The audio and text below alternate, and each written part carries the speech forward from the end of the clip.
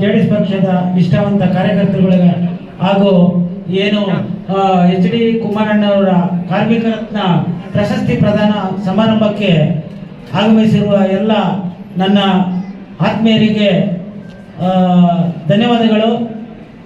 ಇಂದು ನಾನು 3ನೇ ವರ್ಷದ ಕಾರ್ಮಿಕ ದಿನಾಚರಣೆಯನ್ನು ಬೆಂಗಳೂರು ಮಹಾನಗರದಲ್ಲಿ ಆಚರಣೆ ಮಾಡೋಕ್ಕೆ ಅವಕಾಶ ಸಿಕ್ತು.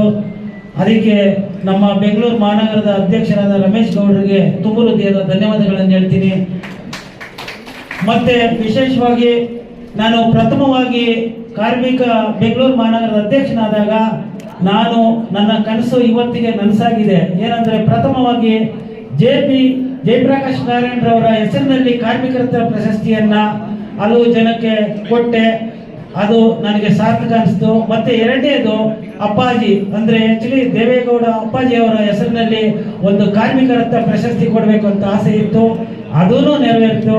ಈಗ ನಮ್ಮ ಕೇಂದ್ರ ಮಂತ್ರಿಗಳಾದಂಥ ಮಾಜಿ ಮುಖ್ಯಮಂತ್ರಿಗಳಾದಂಥ ಎಚ್ ಡಿ ಕುಮಾರಣ್ಣ ಅವರ ಹೆಸರಲ್ಲಿ ಇವತ್ತು ಅಸಂಘಟಿತ ಕಾರ್ಮಿಕರು, ಏನೇ ಮನೆ ಕೆಲಸದವರು, ಹೆಣ್ಣು ಮಕ್ಕಳು, ಆಟೋ ಚಾಲಕರು, ಕಾರ್ಪೆಂಟ್ರು, ಬಾರ್ಬೆಂಡ್ರು, ಮತ್ತೆ ಕಟ್ಟಡ ಎಲ್ಲ ರೀತಿಯಾಗಿ ಸುಮಾರು 25 ಜನರನ್ನು ಗುರುತಿಸಿ ಅವ್ರನ್ನ ಸನ್ಮಾನಿಸುವ ಭಾಗ್ಯ ನನಗೆ ಸಿಕ್ಕಿದೆ.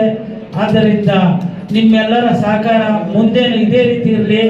ಇನ್ನು ಕಾರ್ಮಿಕ ಏನೇ ಇದ್ರು, ಕಾರ್ಮಿಕ ಬಂಧುಗಳಿಗೆ ಏನೇ ತೊಂದರೆ ಆದರೂ ನನ್ನ ಕೈಲಾದ ಸಹಾಯ ಮಾಡ್ಕೊಂಡು ಬರ್ತಾ ಇದ್ದೀನಿ, ಮುಂದೇನು ಮಾಡ್ತೀನಿ. ಮತ್ತೆ ಏನೇ ಕಾರ್ಮಿಕ ಕಾರ್ಡು ಮತ್ತೆ ಏನಾದರೂ ಸಿಗಬೇಕಾದ್ರೆ ಸವಲತ್ತು ಕಾರ್ಮಿಕರಿಗೆ ಈಗಾಗಲೇ ನಾಗರಬಾವಿಯಲ್ಲಿ ಕಚೇರಿ ಇದೆ. ಅದರಲ್ಲಿ ನಾನು ಈಗಾಗಲೇ ನನ್ನನ್ನು ಭೇಟಿ ಮಾಡಿರೋರಿಗೆ ಮಾಡಿಕೊಡ್ತಾ ಇದ್ದೀನಿ.